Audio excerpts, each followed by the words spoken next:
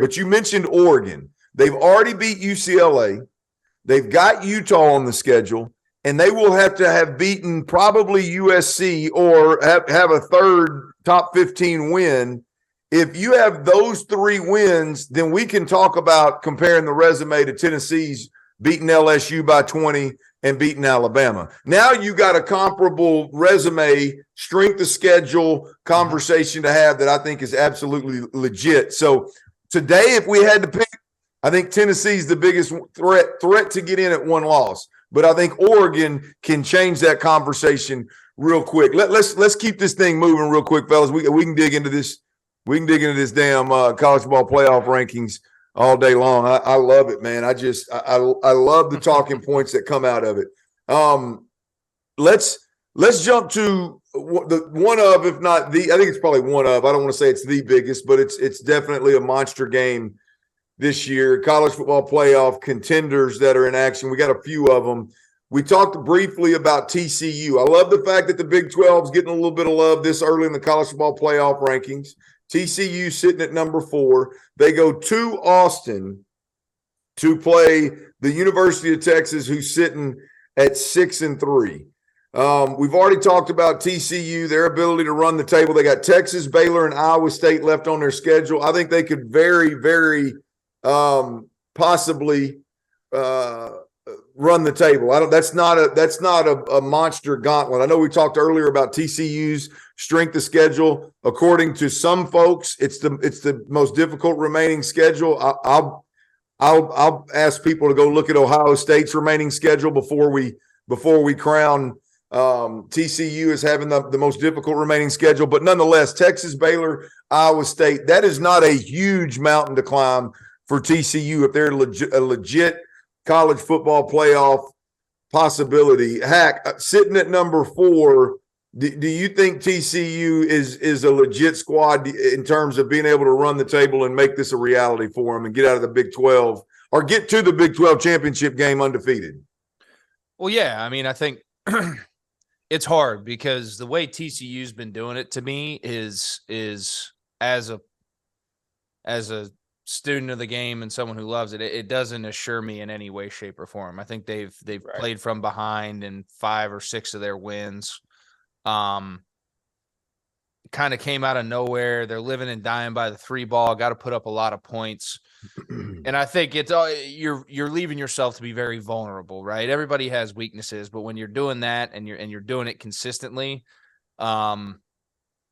it's no longer like, they'll get over it. It's who you are. At this point in time in the season, like it's who you are, and you just have to now schematically or whatever figure it out. Let me ask you a question on that. Heck, I don't want you to get too far because that's a great point.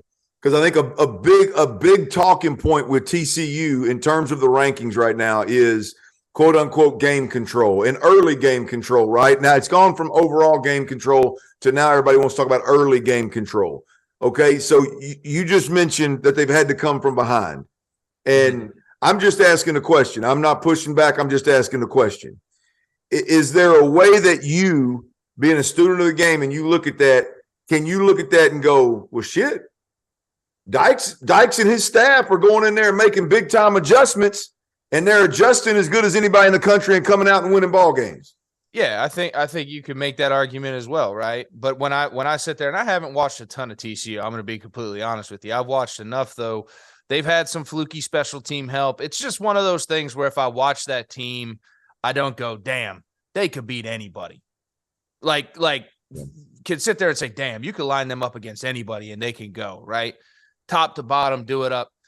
And it's no knock on them. I just don't think they're there yet. And I think that this game specifically this week is really scary because you have a team who has rose to the occasion against one of the blue bloods and one of the best in the country. They have a lot of pressure to get good and quickly and get back to where they were in Texas.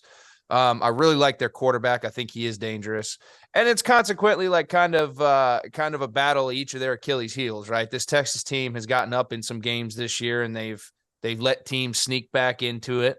The really only game that they've stomped on the gas and didn't let off that sumbitch was the Red River rivalry. And there's obviously a little bit more money on the table when it comes to that game, right? So And then you have a TCU Clean that team, up. like I Clean said. that up for me, though, Hack. Clean that up for me. With Texas, your concern is My just concern is their ability to finish games.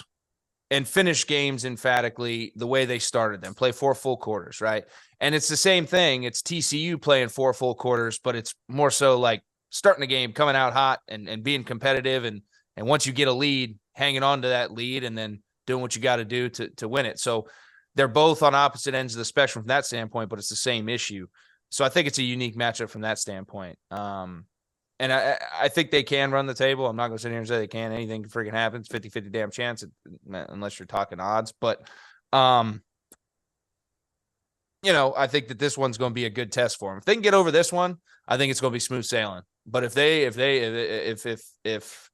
this one gives them problems and shows some vulnerabilities, I think Aranda's got a damn good chance of scheming something up because they've been sneaky. And it could be tough sledding for them. They could limp into it.